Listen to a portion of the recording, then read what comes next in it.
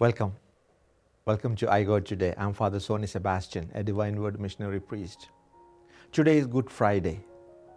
And I'm sure every year on Good Friday, we go to the church. We participate at the Stations of the Cross. We listen to the Passion narratives, and we have a wonderful celebration of the Good Friday, remembering, commemorating that day when Christ died for all of us. And this year, it is so different. We are all under the grip of this pandemic, Corona, the problem that we are all facing because of this coronavirus. I know this is like an unseen enemy. If it was someone that we could see, we could avoid. But this is something that we cannot absolutely see. And so we are fighting an unseen enemy right now. And we have a lot of questions that are within our mind. We're trying to find answers. So at this time, when we would like to go to the church and be part of the Holy Week celebrations, this year, because of the situation, we are asked to stay home. Let's, on this particular day, think about and reflect on the things that happened on Good Friday. I would like to bring your attention to the passage that we would meditate on, the passage of the Passion narrative from the Gospel of John. I would like to also concentrate on certain aspects of this Passion narrative. Let's look at it. First of all, the trial of Jesus. It's a mockery of power and authority, a complete manipulation of the supremacy of the religious leaders. They were trying to find fault with him because they wanted to get rid of Christ. Then we have Pilate. During the whole trial of Jesus, and we have the person of Pilate, a man who was afraid of losing power. He was like a puppet in the hands of others. Fear and trepidation ruled him. We have the Sanhedrin, the whole cohort of the high priests. They wanted to get rid of Christ because he had criticized them. He had told them that you are not following the commandments, you are not following the directives given by Moses. We have the disciples, the example of real human nature. Faced with difficulties, we tend to be, who tend to flee from truth.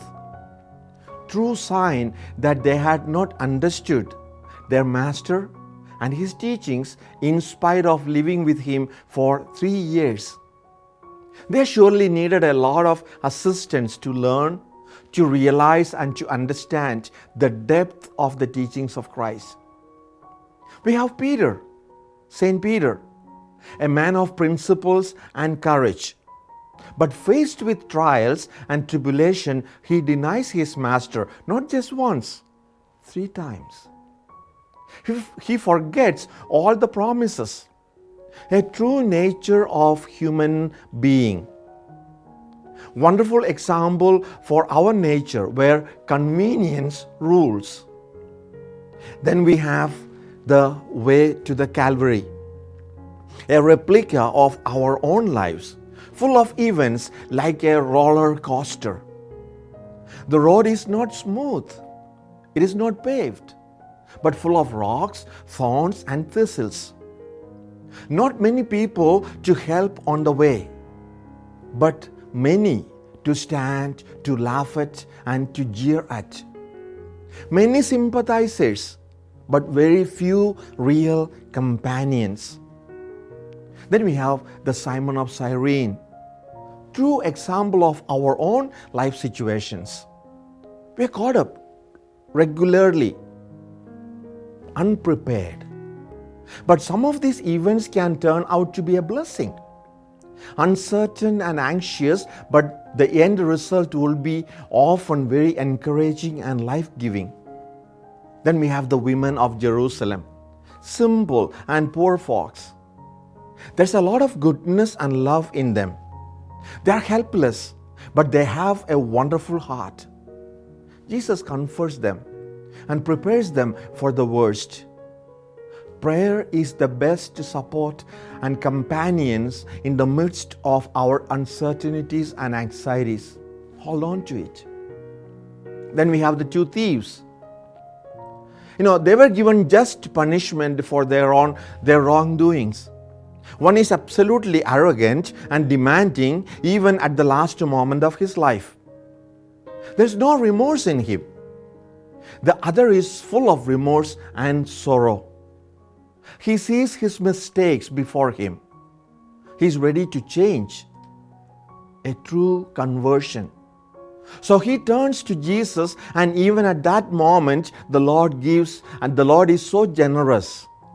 He gives him forgiveness and says, "Today, you shall be with me in paradise." He stole heaven. So he is given the title, Good Thief. Then we have the Blessed Mother, a true depiction of complete surrender. She lived her fiat to the promise of God, "I am your handmaid, let it be done to me according to your word." She bore all the pain and sorrow in her heart to be the handmaid of the Lord. The double-edged sword pierced right through her heart, as prophesied by Prophet Simeon. She carried the cross along with her son. She who asked him to begin the public ministry now stands by him to give strength to drink the cup of suffering and death. As she stood by her son, she will surely stand by us. Then we have the tomb. Jesus did not own anything in this world. At last, he is buried in a borrowed tomb. What matters in life is not how much we have earned, how big our investments are. What matters in life is how we have lived our life. The veil of the temple is torn in two. The Holy of Holies is thrown open to everyone as Christ breathes his last. God is no longer hidden behind this veil. God in Jesus, battered and naked on the cross, is made accessible to all. St. Paul tells us that Jesus emptied himself. He emptied himself of all egoism, of all anger, fear, and anxiety, of all human dignity in the sight of others. He let go of everything, and because he did so, he was fully taken up in union with his Father.